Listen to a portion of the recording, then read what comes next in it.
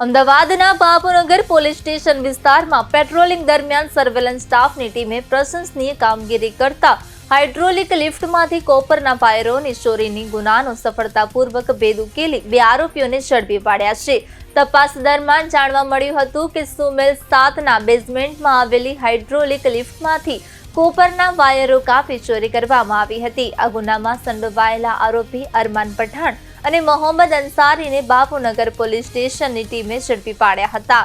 આરોપીઓ પાસેથી ચોરી કરાયેલા કુલ 31.600 કિલોગ્રામ કોપરના વાયરો તેમજ ગુનામાં ઉપયોગમાં લેવામાં આવેલા મોટરસાયકલ સહિતનો મુદ્દામાલ કબજે કરવામાં આવ્યો છે.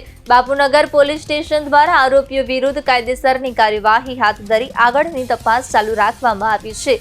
આ સફળ કામગીરી બદલ બાપુનગર પોલીસ સ્ટેશનના સર્વેલન્સ સ્ટાફ દ્વારા કાયદેસરની કાર્યવાહી કરી પ્રશંસનીય કામગીરી કરેલ છે.